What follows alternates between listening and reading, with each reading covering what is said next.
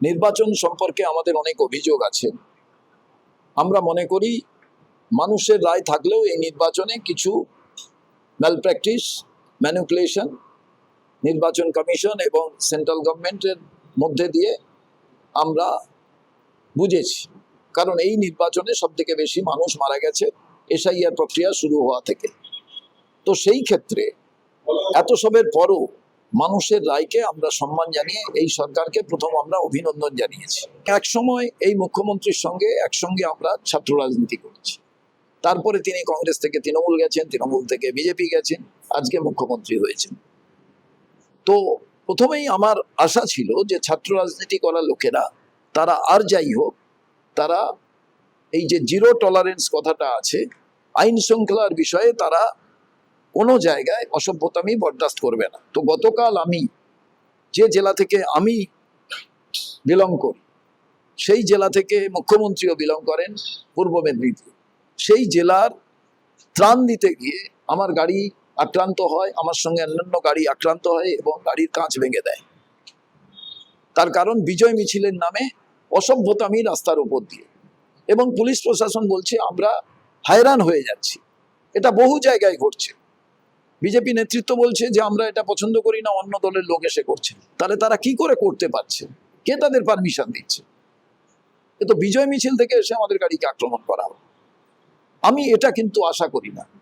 আর যে কথাটা বললেন আপনি, মাদ্রাসা অনুদান এসব, আমরা প্রথমে 30 দিন তো সরকারের যাক, আমরা 30 দিন পরে বলবো এটা, 60 দিন পরে বলবো ওটা, 90 দিন পরে বলবো ঠিক হচ্ছে না, তারপরে এই রাস্তা দেখাবে। এই কুরবানিকে কেন্দ্র করে যে পশু নিয়ম আইন নিয়ে আসছে সরকার, সেটা থেকে সংখ্যালঘুদের থেকে সংখ্যাগুরু যারা এই পশু পালন করে এবং এই টাইমটাতে তারা বিক্রি করে এবং প্রচন্ড লোন নিয়ে তারা এই কাজ করে, তার মধ্যে একজন আত্মহত্যা ইতিমধ্যে করেছে যে পরে লোনের বোঝা বইতে পারবে না বলে। এটা কিভাবে দেখছেন? আমায় ধরুন, ল্যান্ড অফ দ্য ল প্রত্যেকেরই ধরুন মানা উচিত। এই পশু নিধন আইন, পশু বলি, এই যে টোটাল আইনটা, এটা সরলীকরণ করা প্রয়োজন, সরকারের বোঝাবার প্রয়োজন, এবং এ নিয়ে পিপল কনফিডেন্স বিল্ড আপ করা প্রয়োজন।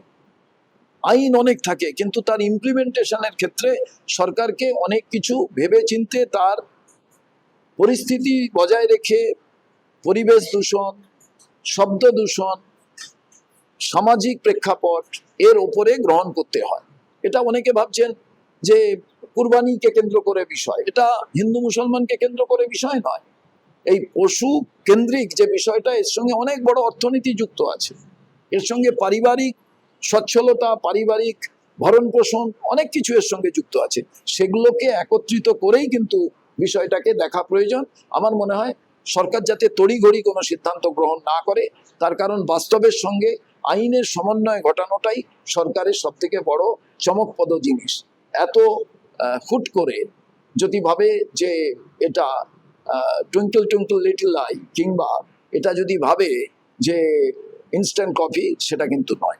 পশুপাল ভায়োলেন্স আমরা দেখছি ব্যাপকভাবে হচ্ছে, এবং তার সঙ্গে আপনার গাড়ি তো আক্রমণ, আপনারও গাড়ির কাজ ভেঙে দেওয়া হচ্ছে, কিভাবে দেখছেন? আমি তো ওই বললাম, প্রথমে 30 দিন, তারপরে 60 দিন, তারপরে 90 দিন, তারপরে রাস্তা দেখাবে। তাই কালকে কাজ ভাঙার পরও সরকারকে বলেছি যে আমরা ওখানে রাস্তায় নেমে আমরা কনফ্রন্টেশনে যেতে পারতাম, অবস্থানে বসতে পারতাম। এটা কিছু করিনি। এই কারণে করিনি, তার কারণ এখনো পর্যন্ত সরকার বলে যাচ্ছে রাস্তায় যারা আনন্দ ফুর্তি করছে ওরা অন্য দলের লোক, আমাদের দলের লোক নয়। অথচ তাদের নিজেদের, এখন পুলিশ তো সরকারের, নতুন সরকারের অধীনে, তো তারা কেন ব্যবস্থা নিতে পারেননি?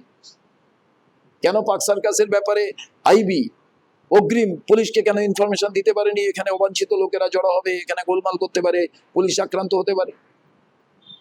তার মানে কেমন ভাবে as a whole total management পৌঁছচ্ছে। অতএব মুখ্যমন্ত্রী যে ডিসি অফিসে এসে কথা বলেছেন, ঠিকই করেছেন। তিনি পুলিশ মন্ত্রী, যে কোনো থানায়ও যেতে পারেন, যাওয়া উচিত।